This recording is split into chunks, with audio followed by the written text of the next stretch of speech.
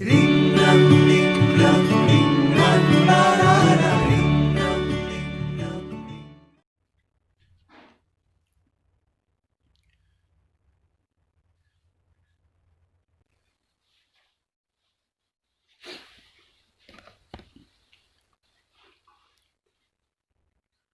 Hello and welcome to being economist YouTube channel. तो आपको पता है यहाँ पे मैं आपको प्रोवाइड करवा रहा हूँ जेके एसएसपी के जितने भी आपका टॉपिक है, जो इकोनॉमिक्स का जनरल इकोनॉमिक्स के जितने भी टॉपिक्स हैं उनकी वीडियोस मैं आपको यहाँ प्रोवाइड करवा रहा हूँ। एक जो टॉपिक फर्स्ट है इंट्रोडक्शन वाला जो टॉपिक था उसकी वीडियो आ चुकी है, वो भी वीडियो आपको इसी चैनल पर मिल जाएगी। आज ये सेकेंड वीडियो है, सेकेंड टॉपिक है जो आपका फिजिकल पॉलिसी का। सेकेंड टॉपिक में आपकी फिजिकल पॉलिसी के साथ साथ में मॉनेटरी पॉलिसी भी इस बार ऐड किया है सिलेबस में। वो अभी मैं सेकंड इस वीडियो का जो पार्ट आएगा उसमें कवर करूँगा। इसमें मैं आपको फिजिकल पॉलिसी जो है वो करवाने वाला हूँ। चैनल के साथ आप बने रहें। मैं आपसे सिर्फ एक ही चीज़ बोलूँगा कि आप जितना हो सके उस इन वीडियोज़ को शेयर करें और चैनल सब्सक्राइब करें। ज़्यादा टाइम नहीं वेस्ट करेंगे, सीधा टॉपिक के ऊपर चलते हैं। तो फिजिकल पॉलिसी का जो आपने इस पर्टिकुलर सब्जेक्ट से सिलेबस में पढ़ना है वो है मीनिंग, स्कोप और मेथड्स। लेकिन मैं आपको बता दूं, जो लास्ट आपका एग्ज़ाम हुआ है PAA का, अपना पंचायती अकाउंट असिस्टेंट का, उसमें जो आपको पूछा गया है क्वेश्चन वो इन किसी टॉपिक्स में से नहीं पूछा गया है। किसी भी मीनिंग, ना स्कोप, ना मेथड्स में से पूछा गया है। जब भी कोई टॉपिक इंट्रोड्यूस किया जाता है इकोनॉमिक्स का, तो वो उस पॉइंट ऑफ व्यू से इंट्रोड्यूस किया जाता है किसी भी सिलेबस में कि आप उस टॉपिक को पढ़ के उसकी एप्लीकेशन जो है उसको जान पाएँ, ताकि उस टॉपिक का, उस पर्टिकुलर टॉपिक का आप किस तरह से यूज़ कर पाएंगे अगर आपको यूज़ करना पड़े तो। यहाँ पे जो वो टॉपिक का जो लास्ट ईयर क्वेश्चन, जो आपका लास्ट पंचायती अकाउंट स्टैंड में क्वेश्चन आया है, बिल्कुल इसी तरह का फिजिकल पॉलिसी से क्वेश्चन आया है।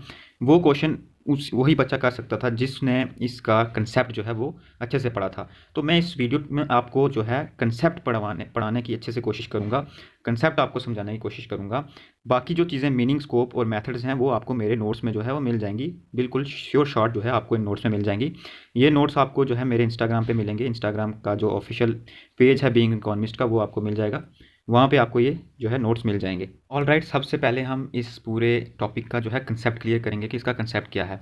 क्योंकि अगर जो आपका पंचायती अकाउंट असिस्टेंट के क्वेश्चन के बेस पे देखें तो आपको कंसेप्ट क्लियर होगा तभी आप उसका आंसर कर पाएंगे। और मेरी वीडियो में आपको कंसेप्ट जो है मैं पहले क्लियर करवाने की कोशिश करूँगा। सबसे पहले हमारा मोटिव रहेगा कंसेप्ट को क्लियर करना, बाकी चीज़ें जो हैं वो आपको नोट्स में मिल जाएंगी। तो इसके कंसेप्ट को अगर समझें तो जो भी फिजिकल पॉलिसी या मॉनेटरी पॉलिसीज़ होती हैं गवर्नमेंट की, पहले मैं बता दूं, जो फिजिकल पॉलिसी है ये गवर्नमेंट की पॉलिसी होती है, और जो दूसरी मॉनेटरी पॉलिसी है वो बैंकिंग पॉलिसी होती है। उसे RBI जो है, हमारा रिजर्व बैंक ऑफ इंडिया, वो कंट्रोल करता है, रेगुलेट करता है। आज हम फिजिकल पॉलिसी की बात कर रहे हैं, तो इसमें गवर्नमेंट का जो मोटिव रहता है फिजिकल पॉलिसी से, अगर किसी भी देश की बात करें, किसी भी इकॉनमी की बात करें, तो उनका सबसे बड़ा मोटिव ये रहता है कि इकॉनमी में जो है स्टेबिलिटी जो है वो बनी रहे।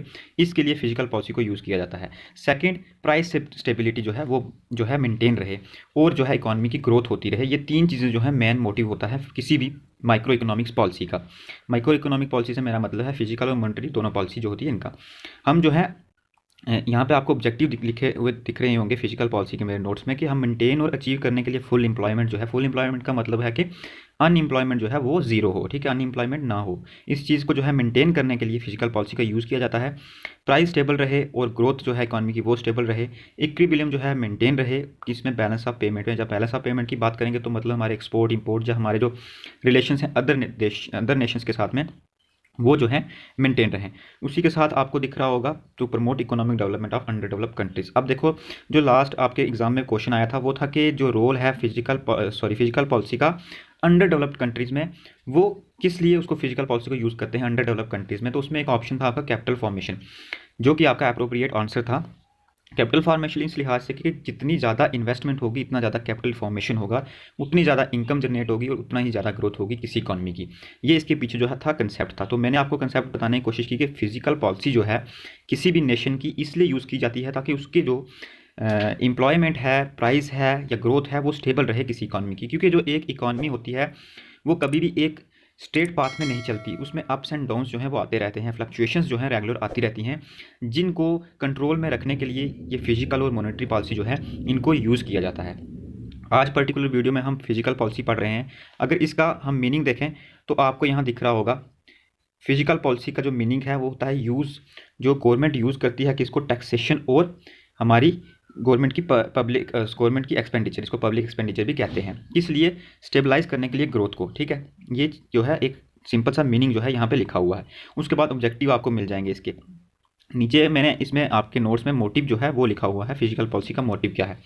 तो यहाँ लिखा कि जो फिजिकल पॉलिसी का मोटिव है, मैं आपको अपने जो है हिसाब से बता देता हूँ। यहाँ जो लिखा है वो आप तो रीड करेंगे ही करेंगे नोट्स में। या जो फिजिकल पॉलिसी है उसका जो मोटिव होता है, दो तरह के जो हमारे ऑपरेशंस होते हैं, जैसे या तो इकॉनमी हमारी जो है वो रिसेशन में होती है, या इकॉनमी जो है वो इन्फ्लेशन होता है। इकॉनमी में जो है इन्फ्लेशन होता है। जब इकॉनमी में इन्फ्लेशन होता है तब इकॉनमी में फिजिकल पॉलिसी का क्या रोल होता है, हमें ये पढ़ना है। अब जब इकॉनमी में रिसेशन है तो फिजिकल पॉलिसी जो है गवर्नमेंट की क्या रहेगी, और इकॉनमी में जब इन्फ्लेशन है तो गवर्नमेंट की पॉलिसी क्या रहेगी, इन चीज़ों को हमने इसमें पढ़ना है। अभी मैं अगर नेक्स्ट आपको बताऊं, जो आपके लिए इंपॉर्टेंट है वो यहाँ से आपको पढ़ना है, स्कोप जो है फिजिकल पॉलिसी का, या यूज़ जो है फिजिकल पॉलिसी का। सबसे पहले मैं बता दूँ, फिजिकल पॉलिसी को बजटरी पॉलिसी भी बोलते हैं। क्यों बोलते हैं वो मैं आपको बताता हूँ। जो फिजिकल पॉलिसी होती है गवर्नमेंट की, इसको बजटरी पॉलिसी इसलिए बोलते हैं क्योंकि जो फिजिकल पॉलिसी गवर्नमेंट रेगुलेट करती है वो अपने बजट के थ्रू करती है।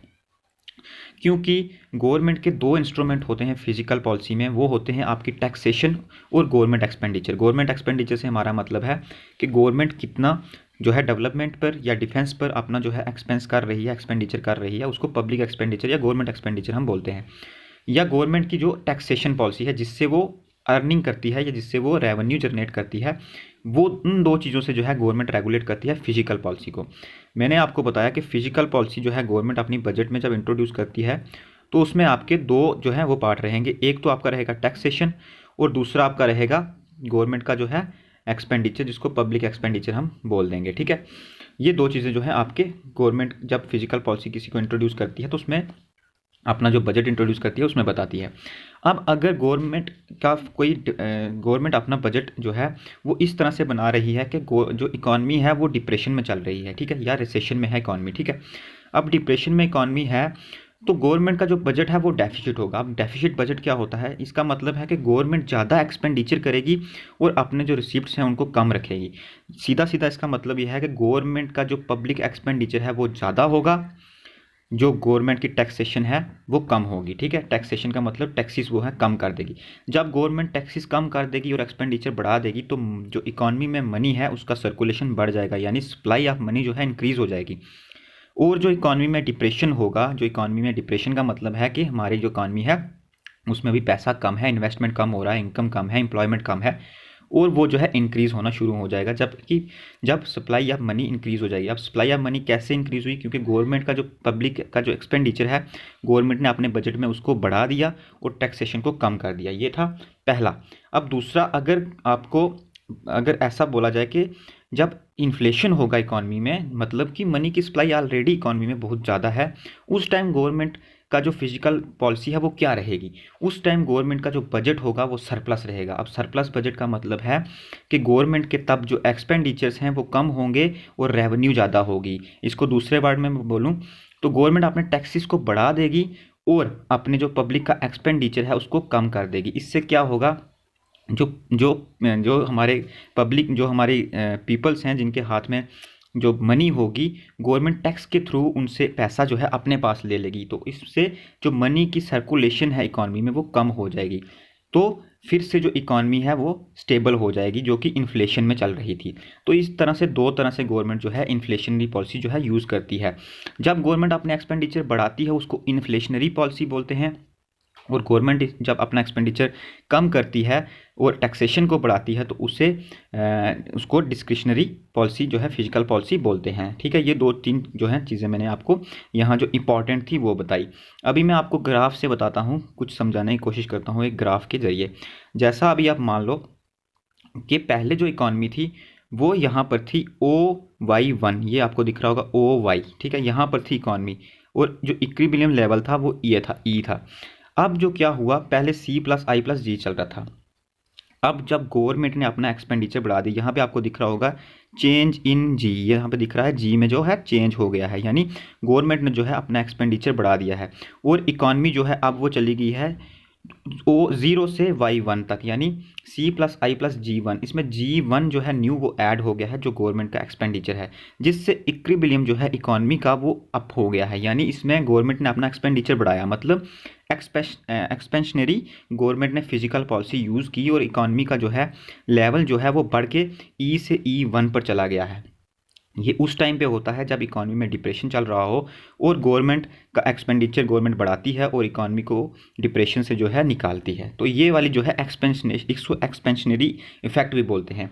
इसमें से आपको क्वेश्चन आ सकता है कि जब इकॉनमी डिप्रेशन में होती है तो इकॉनमी तो गवर्नमेंट कौन सी फिजिकल पॉलिसी यूज़ करती है, तो वो फिजिकल पॉलिसी होती है एक्सपेंशनरी फिजिकल पॉलिसी। ठीक है, तो ये सब चीज़ें जो है मैंने आपको इस वीडियो में जो है कवर करने की कोशिश की। इस नोट्स के एंड में मैंने आपको ऐसे एज अ ग्लेंस जो है बताया है फिजिकल पॉलिसी के इंस्ट्रूमेंट जो है बजटरी पॉलिसी इसको बोलते हैं।